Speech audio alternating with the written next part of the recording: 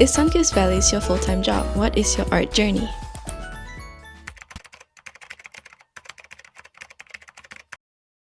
Hi friends! Welcome to the new year. I just want to thank you all for following me on this journey so far and reaching 6K subscribers with me.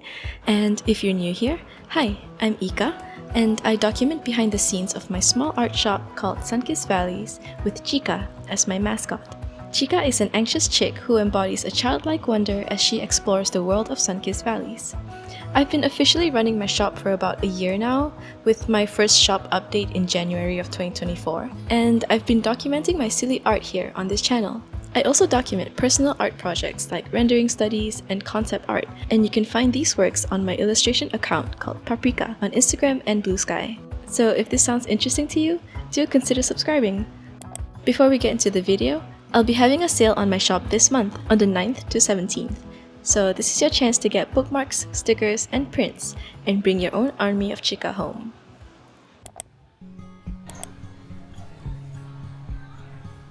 I'm starting the year off pretty slowly as I'm just catching up on taking a break and spending some time with my family, and decided to get some coffee as we're getting some work done. So here I'm just planning out what I wanted to get done this week. I made a list of all the things I wanted to do. I'm terrible at planning, so I have this Telegram chat just for myself, so I just dump everything that I want done. I could use notes, but for some reason this works so much better for me. It feels like I'm actively going on to Telegram to check my chat anyway, so this feels like an active to-do list for me to catch up on. And upon returning, I decided to change up some of the prints that I have on my wall and replacing them with new ones. So I've been visiting a lot of art markets the past month last year, and I brought a lot of prints home. I figured this is the best time to replace the old ones. Yeah, I spent 2 whole days just cleaning up my workspace, dusting everything off, and wiping everything down. And yeah, it feels like a nice way to start the year with a cleaner environment. My workspace is my sanctuary. It has to be clean and neat and organized. If not, I probably won't start on anything at all.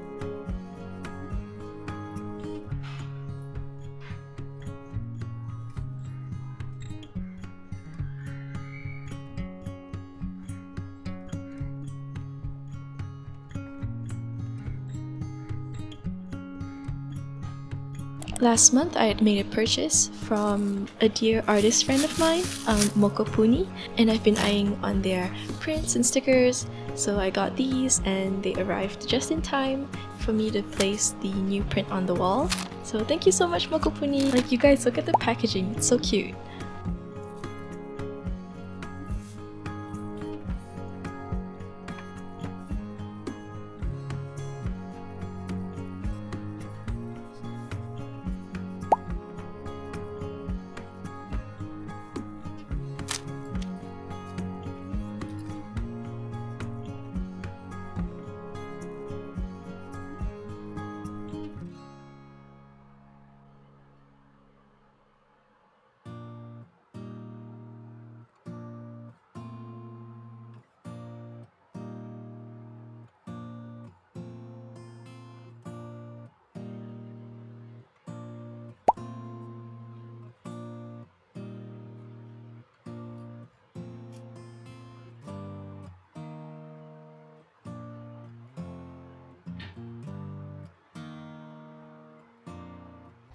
After that, I received 2 orders from my shop, which I'm so grateful for because I haven't been marketing or promoting my stuff as of late, as I've been just so busy with like my art markets and going on a mini trip, and I was just exhausted by the end of it.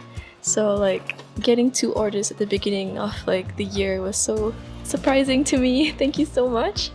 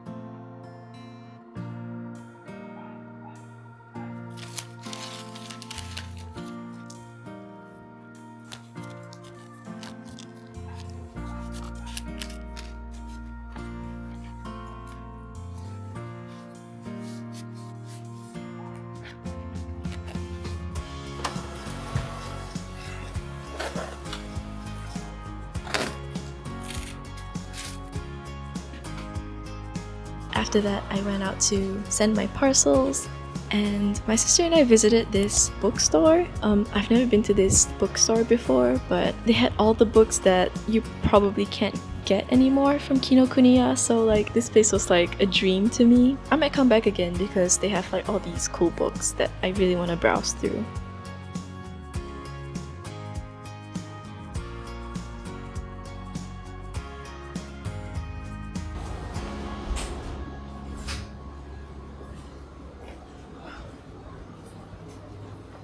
Yalah pa.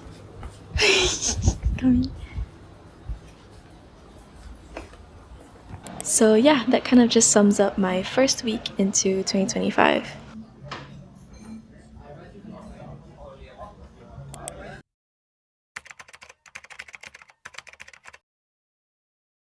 Yeah, let's start. So the first question is Sunkissed Valleys your full-time job? How long have you been doing art? And what is your art journey? So yes, Sunkissed Valleys is currently my full-time job, and I've been making art since I was 5 years old. Since I was young, I've been self-taught, and growing up I watched a lot of like tutorials from YouTube, and my early interest in art started from watching Disney movies. The Lion King had a big impact on my journey actually. I didn't start drawing humans until I learned how to draw animals, which is kind of weird, but I loved cats so much back then, so I just drew a lot of like lions and animals. I don't know if you call me a furry, I hope not, but animals was the first thing that I knew how to draw, thanks to The Lion King. After that, I just started watching a lot of like YouTube videos, and at the time there were a lot of like arts and crafts like videos on YouTube, like DIY sticker making videos without the use of like sticker paper. So you can just use like a plain piece of paper and like your drawing, and then you can put like a duct tape over it. And yeah, that was how I started making stickers. I was like maybe 6 or 7 years old at the time. And that was like my first ever like crafts project, which was like making stickers. One of my earlier designs was this angry bird drawing, and I made it into a sticker and I gave it to my dad. I think he still has it, but like it's outside of our house right now. He pasted it on his like cupboard. That was my very first sticker design. I think I was still in primary school, so maybe like 8 or 9, I could be wrong. It was around this time when Cricut started getting popular. It was like the early 2010s, I think, and there were a lot of like YouTube tutorials on how to use Cricut and how to make shaker cards out of them. So I didn't have one back then because they weren't well known in Singapore yet. So I just made my own and cut it by hand using like a pen knife. My sister and I made a lot of like these kind of shaker cards, and we got glitter everywhere. So that was fun. I was still experimenting like what art could be for me at the time. And I just like crafting. So apart from making like glitter shaker cards, I also made like origami. It was also around this time when I decided to make my own origami tutorial for YouTube. Not really for YouTube, it was just like the idea of like making a video and like crafting at the same time was so like exhilarating for me. So I just recorded my quote unquote tutorial and I was using like a webcam. I don't know if you have those like separate webcams for your computers. So I used that webcam as like a camera for me to record. And I also used Windows Movie Maker to edit that video. And that was my first ever YouTube video when I was like 10 or 11. I can't remember. Yeah, it was such a fun time.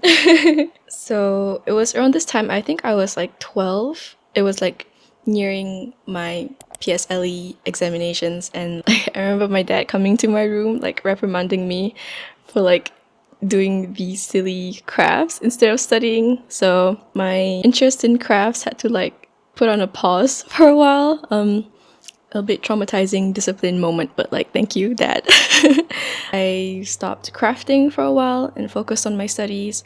And only when I entered like secondary school that I was like introduced to like other forms of art. Around that time it was like animatics were really popular on YouTube. Things like MAPs and MEPs, so like multi-animators project and multi-editors project. I don't know if you guys grew up around that time the same as I did, but like there were a lot of self-taught artists on YouTube that they just like combined all their animation projects together into like a video to a song. And it was then that I was introduced to musicals. So things like Hamilton and Dear Evan Hansen. That was around that time that I discovered musicals for the first time. The way the artists on YouTube make animatics at the time, it kind of just sparked my interest in animation. So yeah, when I was in secondary school, I took art as like a subject. And when it was time for me to enter Polytechnic, I entered this like program where you can interview your way into like a course that you want after you graduate. With my art portfolio, I went to like 3 different school interviews under like an art course. So it could be like an animation course or like some other like design school course thing. Safe to say, all 3 accepted me, but I decided on the one that I really wanted, which was animation and 3D arts. And I did my 3 years of studying animation. And yeah, so it kind of just like progressed from like drawing animals to like making crafts to like musicals and like animatics, and then entering an animation course. So that's the journey so far. Until just before I graduated, we had to go for like an internship and all that. Where I went, it wasn't even like an animation studio, but like it was to do with like a lot of graphic design and like stuff like that. And I think it was around this time that I got really burnt out, not just from like the amount of work they kept giving me with no prior notice. That's like another drama for another day. But basically, the work that I had to do for intern kind of just really burnt me out, and I started questioning my relationship with art. Like the passion for it kind of just like burnt out, I guess. And I kind of just lost a sense of who I was, because my entire identity up until that point was just surrounded by the idea of being quote unquote talented in art and gifted. It really is just hard work and passion. But once that passion just burnt out, I kind of lost a sense of who I was at that time. Upon graduating, I decided not to pursue animation anymore. I took a year off and went to part-time for a bit. Ironically, I was part-timing as like a private art tutor and like as like a student caretaker. So it was around this time where I was just working with children and crafting with them, like going back to like doing art related projects together with them. And I think it was around this time where I just realized, like, I kind of like remembered the joy I felt while creating like art again. So after going through these like part-time jobs, I was still interested in making art. And it was around this time when my sister kind of just encouraged me to try and open up an Etsy shop. So that was the start of my very first business venture, which is called White Lilith Art. So White Lilith Art was centered around making just Ghibli fan art, honestly. I started making keychains and enamel pins. I also made like Avatar The Last Airbender keychains. So like these two were like my hyperfixations at the time. So I made a lot of like these fan arts from these two fan bases, and it was around that time when my sister was already in Japan and she was studying Japanese, and I was encouraged to like go and stay with her for like 3 months. So yeah, I was just freeloading at her place, but since I couldn't like manage all the inventory at Japan, I decided to start working on digital goods. It was around like 2022 when like digital goods were like really popping off. They were getting really popular on Etsy. So I decided to try my hand at it, but with like Ghibli themes, so like phone themes and like desktop wallpapers. So yeah, I did my hand at that, and they were selling really well, and kind of just like funded my entire stay in Japan. I'm not gonna lie. So I got a monthly income from it. Just by like selling digital phone themes. When I came back to Singapore, it was around the end of October of 2023. I was already feeling burnt out. I no longer felt inspired to make Ghibli fan art anymore. When I got an email from Etsy saying that my shop was officially suspended and I got banned from using Etsy. So at the time, I didn't know if you get like 3 strikes on Etsy for like copyright strikes, you get like officially banned from the store and you can never open another shop. So I was just like, oh, okay. I had my first 2 strikes way when I was starting out White Lilith Art, and I was like, what are they talking about? Okay, a girl can't read. Okay, so I didn't know what they were talking about, but basically, one of the official like Ghibli staff or like whatever, they found my shop and kind of just like, okay, this is like, you're not supposed to be making like Ghibli fan art and selling them. So that was like a big no-no, and they caught me and I finally got banned. That's how my first business venture kind of just ended. Not gonna lie, I wasn't all that sad. I was actually relieved. It felt like a turning point for me. Like I knew this was gonna happen. I was gonna close the shop anyway, but God just like decided, okay, it's time for you to stop and just you can move on to the next already. It was literally like divine timing for me. I knew then that I wanted to start something new and something that I truly wanted to create. Fast forward December, around like November, I started planning for like Sunkissedvalleys. December, I started like finalizing things. Like I did a lot of like test prints, and in January of 2024, I officially opened my shop with my first ever shop update. Yep, that's like my entire art journey up until now. You probably know the rest. I've just been like documenting like the process of my journey and like my shop here on YouTube. But yeah, that's it. That's like the first question. Oh my god. Okay. Second question is, who are your biggest art inspirations?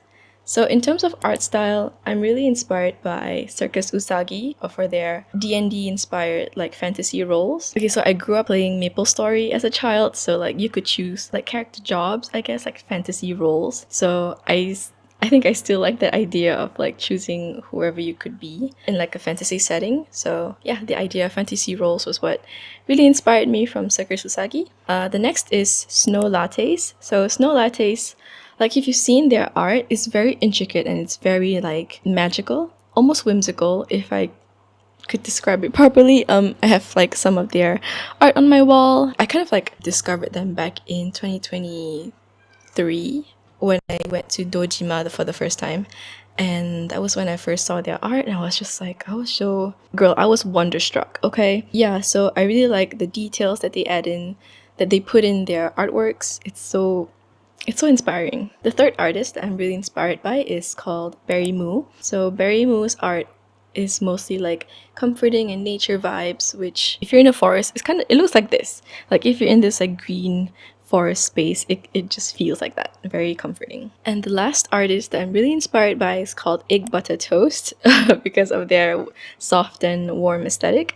They mostly do like food related art, but like the way they illustrate them, it's so warm and like fuzzy, and it's like it feels like you can eat the food as well. I don't know how to describe it. So those are the 4 artists that I'm really inspired by in terms of art style. In terms of like YouTube and creating videos for YouTube, I'm really inspired by Tammy, aka Uncomfy Co. You probably know her by now, but like she's a clay artist and she makes very comforting videos of her making her clay art. And it's not just her clay art, you see. She's very smart in the way she markets herself into her brand. So it's not just her clay, it's about her making the clay. And she's just so comforting, like the way she expresses herself, her scripts, her writing, the shots, the soundtrack that she edits in her videos. They're all so like they're so well thought out. Like she really inspires me in terms of video making and bringing about a sense of comfort to her viewers. And yeah, she's just so inspiring. The second YouTuber that I'm really inspired by is Anika from Anika's Leaf. She's also like a small business owner, but she sells like stickers and all that and other stuff, obviously. I really like how she just goes about her day, whatever she's like eating. She's very casual when she's talking to the camera. It's like talking to a friend, like on call. She's just like catching us up on what she's doing. Like her bringing us along her day-to-day life feels very personal and yeah, very comforting. Even when she's not like really talking to the camera, like when she's like chatting through the subtitles, like they're very witty, they're very funny, and like I just love her humor. And the last YouTuber that I'm really inspired by when I first started out YouTube is Valerie Lynn. She dabbles in watercolor and like oil painting, but she has like well-written scripts of things an artist or like creative person will go through. So like things like imposter syndrome or like perfectionism. She writes like well-written scripts about that. It helps me reflect as an artist myself, as well as the way she edits her videos. Also very like magical. I think when I first started out, my first ever YouTube video wanted to be that kind of like comforting magical vibe, but like I don't think I achieved that in my very first video, but I'm just gonna move on. I'm not gonna talk about that. So these 3 are my favorite artists slash YouTubers. The next question: how do you start up your business and YouTube? I would like to get started in this type of business. Can you give me some advice on how to get started? So following my first business venture that didn't really work out that well for me, decided that I didn't want to rely on Etsy anymore. So I highly recommend you not jumping into Etsy on the get-go, especially if you want to think about this business like in the long run. I feel like in the near future, the Etsy fees will only go up, and with the way they're only like supporting drop shipping like creators on Etsy, it's not really like helpful to us original creators and small businesses. The way Etsy is now isn't the way it was before, or so I've heard. Honestly, I don't think it's gonna get any better. So I highly recommend that you start your own website for your shop. When I started out, I used PayHip, which is like a free platform for you to like start your store. They will only charge you based on your transaction fees, which honestly is not a bad deal, especially if you don't want to commit like to a whole month of like subscription per month and you don't have the funds yet. I feel like it's like PayHip is enough for you to just get started, really. So like, thank you, PayHip. I'm not sponsored. I'm really thankful for their products. Unless they get cancelled, then maybe not. So creating a website for your store is the best way to establish your brand for the long run. The next point is to start marketing yourself in other ways. This can be in forms of like shorts or reels or TikToks. But for me personally, I realized that I'm not much of an entertainer. I decided to shift my focus on YouTube, making long form content instead. I realized that worked out for me the best. Through these types of long form videos, people invest more of their time with you and what you're making, and they kind of remember you more in what you do. I don't know if this is like considered like a tip, but like I highly recommend you being present on YouTube and showing your process. I feel like there's more of a genuine connection built from these like long form videos. But of course, do dabble in other content like reels and shorts. I feel it really depends on what you're doing, honestly. But yeah, just try everything. Starting on YouTube isn't all that difficult, or at least don't try to make it difficult for yourself. When I started out, I was just using my iPhone 12 Pro, and you can use like almost any free editing software to edit your videos. So you can use what I'm using right now is DaVinci Resolve. I always like add all my software and equipment in my description box. Yeah, just don't make it difficult for you. I feel like if you put too much pressure on how perfect the video should be, you probably won't continue for the second or the third video. Because that was how I started out. I think I was so caught up with like the editing in my very first video that it took me a month to edit that video. So yeah, don't stress too much about how the video is going to turn out. Just literally just you learn as you go, as you're growing your business or like your journey, like whatever you're doing, documenting your journey. You're also like growing your YouTube at the same time, which I think is like the best investment that you can ever make. Honestly, people would love to see who you are behind the camera. Yeah, you might or will end up making genuine connection from just being yourself. The next question is, what is your tip for keeping motivated running your shop? So it's only been a year since I started Sunkissedvalleys, and right now the only thing that's keeping me like motivated is looking at other artists and other small businesses and see where they're at and kind of just like envision where I want to be in their place in like say a year or 2 years time. I currently look up to Tammy and Comfy Co. Wherever she's at life.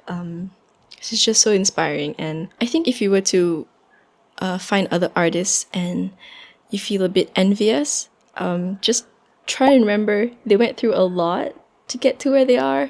So I feel like I just need to work a little bit harder for me to get to where they might be. And even if it doesn't work out, I feel like there are better things for me where I can be and where I'm supposed to be. So I'm just keeping myself open to the possibilities of where I could be in the near future. And that to me is kind of like exciting because nothing's really set in stone. And all of these little inspirations are just like guiding me to where I could be. And I think that's enough for me. I drink water, hold on. The next question is, what do you think your relationship with art is now compared to before? So I'm gonna compare my art from 5 or 4 years ago and now. My art back then was just a lot of like vent art. I had a lot of anger and like just negative emotions. I had a lot of issues back then, and I was just a very troubled person. I didn't know who I was, and I think my art derived from hate and anger and confusion, and that was like the source of all of the art that I made back then.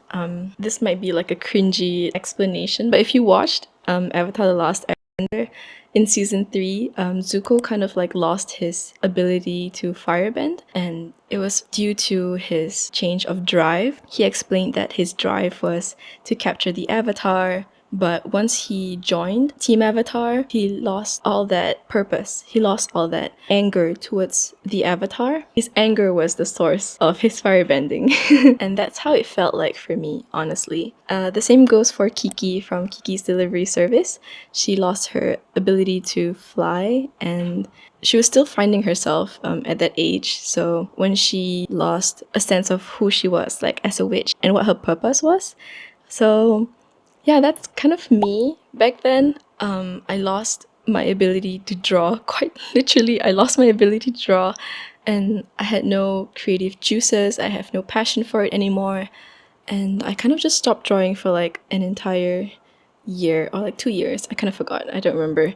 Yeah, it was around that time where I was doing my part-time and all that, and I was still trying to like reignite that spark again. I guess fast forward to now, the way I make art right now no longer derives from hate or anger. I have a better sense of who I am right now, so I no longer want my art to be coming from a place of hate. Art back then was like an escape rather than something that I actually wanted to make and put out. Right now, I have established what I like to consume and what I like to create. I still enjoy like the animation industry and where animation is currently developing. All this to say is that I still like animation, but I think I'm diving towards more into like creating cute and warm art. I still might do like some of my animation studies, not really animation related, but like things like concept art and just practicing on my rendering skills and studies and all that. So that's why I also have this illustration account called Paprika. The next question is, what other career will you pursue if art didn't work out for you? Honestly, I can't imagine my life without art in it. If this doesn't work out, I just might get back to being an art teacher because I do like teaching children. Alright, the next few questions are more like personal and more about me. So the first question is, what's your favorite movie? I have so many. You're asking like an ex-animation student here, so I have so many from like animation companies. But like, I'm a big DreamWorks girly, so my favorite movie from them is definitely How to Train Your Dragon. I think the entire franchise is so magical to me. It really sparked my love for like animation, like truly. The way they made movies is like something like a family can enjoy together. The next is, have you ever had a crush on an animated character?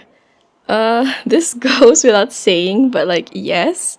My first ever crush, oh gosh, they all collided at the same time, but basically the one that really sticks out to me is season 3 Zuko. Girl, need I say anything more? Look at him. I think growing up, all of my crushes had a similar vibe to Zuko. So like Kovu from The Lion King too. Danny Phantom, Eugene or Flynn Rider. Sinbad, like that was like an awakening for me, I'm not gonna lie. Hiccup from the second How to Train Your Dragon movie, and Jack Frost. So like these are like I feel like I'm exposing myself way too much here, but like yeah, these are like my animated crushes growing up. I feel like there's like a, I don't know, what do you think is the similarities between all these characters? Let me know. I think it's the hair. Is it the hair? Yeah, maybe it's the hair. Yeah, ironically for Disney, my knight in shining armor were all DreamWorks men. Like they're like witty and they're like I don't know, like actual boys. Okay, maybe I don't speak for all men here, but like, you know, they seem more realistic. And yeah, they kind of just took off my rose tinted glasses about boys growing up, basically, which is kind of funny. What's your favorite color to wear? My emotions mostly reflected on the colors on my wardrobe. So I used to wear a lot of black and blue to now brighter colors like yellow, green, and brown, like earthy colors. These are actually the colors that I really like as a child, but they kind of just like got clouded as I got older. And yeah, kind of like made a full circle, I feel. And the final question of the video is, what are your New Year's resolutions for 2025 and what goals do you want to accomplish?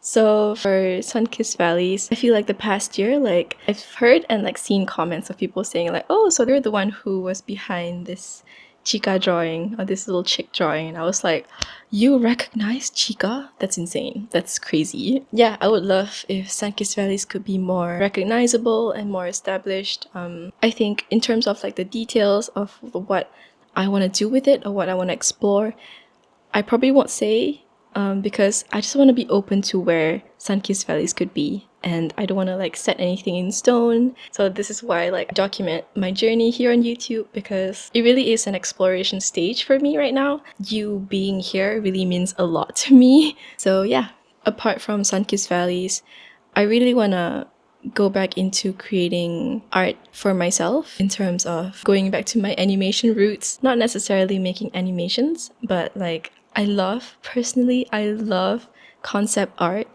I think just exploring different worlds and creating what it could look like it's so magical to me, and it's something that I really want to like dip my toes in again. I kind of want to rediscover that side of me about art again. So if you're interested in that part of my journey as well, I'll be posting my studies and my concept arts on this account called Paprika. And yeah, it may or may not be anything serious, honestly. Right now I'm just trying to get back into it again with a healthier and happier version of me. So that is all I have for today. Thank you so much to everyone who asked me questions and down in the comments or even on my Instagram stories. I really am thankful for all of you for following me on this journey, and I can't wait to see what this year will bring for us. Before I end this vlog, I just want to say that I'm having a shop sale. I still have a lot of things from my previous market, so I just want to sell them away. Here are the dates for my shop sale, because I might be removing some old things from my shop and making more space for new ones. So yeah, this is your chance to get them. So happy shopping, and I'll see you in the next vlog. Bye!